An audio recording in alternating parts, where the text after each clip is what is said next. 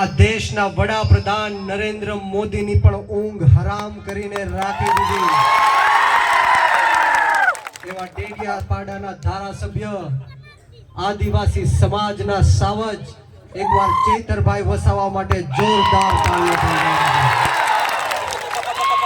એવા જ યુવાનોના પ્રેરણા સ્ત્રોત, યુવાનોના આદર્શ, યુવાનોના માર્ગદર્શક જેઓએ ગુજરાતના વિદ્યાર્થીઓ માટે જેલની અંદર પણ ગયા, રોડ રસ્તાથી લઈને ખૂણે ખાચરે વિદ્યાર્થીઓ માટે આંદોલન કરીને એમના હક અધિકાર અને ન્યાય માટેની લડત લડી એવા યુવરાજસિંહ જાડેજા સાહેબ માટે પણ એકવાર જોરદાર તાળીઓ પાડો। એવા જ પંચમહાલ જિલ્લાના પ્રમુખ પ્રવીણભાઈ અને સાથોસાથ મંચ ઉપર બિરાજમાન તમામ નામી અનામી મહાનુભાવો, મહેમાનશ્રીઓ, સંતશ્રીઓ તમામના ચરણોમાં નતમસ્તક વંદન કરું છું અને મોટી સંખ્યામાં મારી સામે પધારેલા આદિવાસી સમાજના લોકો, બક્ષીપંથ સમાજના લોકો, ઓબીસી એસસી એસટી સમાજના લોકો, મારા ખેડૂતો, મારા પિતા તુલ્ય વડીલો, મારી માતૃશક્તિ ભાઈઓ બહેનો બાળકો અને ખાસ કરીને મારા સાવજો જેવા યુવાનો ઉપસ્થિત છે ત્યારે બ્રિજરાજ સોલંકીને આપ તમામને આ પરિવર્તનની લડાઈમાં, ખેડૂતોની લડાઈમાં તહે દિલથી આપ સૌનું હું ક્રાંતિકારી સ્વાગત કરું છું, આપનો ખૂબ ખૂબ આભાર વ્યક્ત કરું છું। સાથોસાથ ભારે જહેમત ઉઠાવીને આમ આદમી પાર્ટીની જે ટીમ છે એમણે એટલી મોટી સભાનું આયોજન કર્યું, એમની માટે એકવાર જોરદાર તાળીઓ થઈ જાય। સાથોસાથ જે લોકોનો અવાજ સરકાર સુધી પહોંચાડે છે, લોકશાહીનો ચોથો સ્તંભ એવા મીડિયાના મિત્રો પણ અહીંયા ઉપસ્થિત છે અને ખડે પગે જે પોલીસ કર્મચારીઓ, પોલીસ અધિકારીઓ આ વ્યવસ્થાની અંદર, આપણી સુરક્ષાની અંદર ઉપસ્થિત થયા છે, એમની માટે પણ એકવાર જોરદાર તાળીઓ થઈ જાય।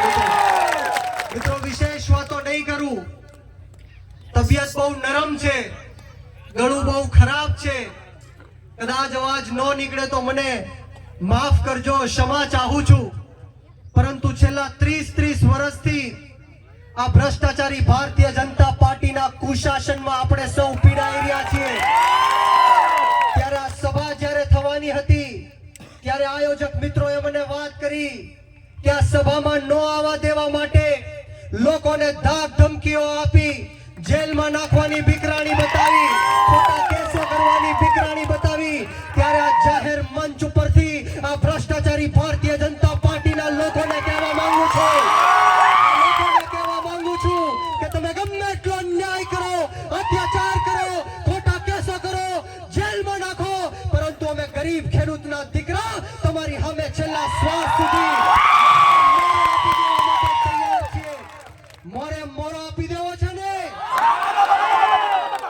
આપણે સૌએ સાથે મળીને આ ભ્રષ્ટાચારી ભારતીય જનતા પાર્ટીને જડબા તોડ જવાબ દેવાનો છે અને આ જાહેર મંચ ઉપરથી કહું છું કે જે લોકો ચૈતરભાઈ વસાવાની જાહેર સભામાં ઉપસ્થિત થાય છે, આમ આદમી પાર્ટીની જાહેર સભામાં ઉપસ્થિત થાય છે, એ બધા લોકો મરદના ફાડિયા છે, માય કાંગલા નથી।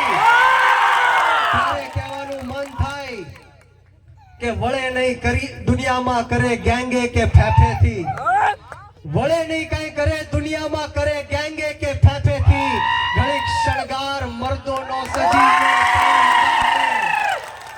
ઘડીક શણગાર મર્દોનો સજી લ્યો તો મજા આવે અને મજા કાંઈક ઓર આવે, દાદ કાયર વેશ મૂકો કદમ બે કાળની હામાં ભરી લ્યો તો મજા આવે। આપ સૌએ જ્યારે આ કાળ જેવી ભ્રષ્ટાચારી ભારતીય જનતા પાર્ટીની સામે કદમ બે ભરી લીધા છે ત્યારે આપ સૌને એટલી જ વિનંતી કરવા માટે આવ્યા છીએ કે કોઈનાથી ડરવાની કે ગભરાવાની જરૂર નથી। આમ આદમી પાર્ટીનો બેઠેલો એક નેતા મોતને મુઠ્ઠીમાં લઈને ફરે છે, તમારી માટે મોતનું કફન બાંધીને નીકળેલો વ્યક્તિ છે। અમે સૌરાષ્ટ્રની અંદર હાવજોના હેઠા પાણી પીને મોટા થયા છે, આ મોદી કે શાની જેલથી અમે ડરવાના નથી। ડોક્ટર બાબા સાહેબ ભીમરાવ આંબેડકરના સંવિધાનથી ચાલવા વાળો દેશ છે, આ મોદી કે શાહના ફરમાનથી ચાલવા વાળો દેશ નથી। આપણે જ્યારે જ્યારે લોકોના હક અને અધિકારની વાત કરીએ, ગરીબ અને પછાત લોકોની વાત કરીએ, ન્યાયની વાત કરીએ, ત્યારે આ ભાજપના નેતાઓ આપણને પાકિસ્તાની સાબિત કરે છે, બાંગ્લાદેશી સાબિત કરે છે, આપણને જેલમાં પૂરે છે. પરંતુ અમને આ દેશભક્તિનું પ્રમાણપત્ર આ લોકોને દેવાની જરૂર નથી. અમારા લોહીમાં અને અમારી રગ રગમાં દેશભક્તિ વહે છે, રાષ્ટ્રવાદ વહે છે. ત્યારે આ ભાજપના લોકોને કહેવા માંગીશ कि मैं इस देश का हनुमान हूं और ये देश मेरे लिए राम है. मैं इस देश का हनुमान हूं और ये देश मेरे लिए राम है. सीना चीर के दिखा दूंगा, अंदर बैठा हिंदुस्तान है. આ ભારત દેશ કોઈ ભૂમિનો ટુકડો નથી. આ ભારત દેશ એક જીવતો જાગતો રાષ્ટ્ર પુરુષ છે. આ વંદનની ભૂમિ છે, આ અભિનંદનની ભૂમિ છે, આ અર્પણની ભૂમિ છે, આ તર્પણની ભૂમિ છે. આ દેશની નદી નદી આપણી માટે ગંગા છે. આ દેશનો કંકર કંકર અમારી માટે શંકર છે. અરે અમે જીવીશું તો પણ આ ભારત દેશ માટે અને મરીશું તો પણ આ ભારત દેશ માટે.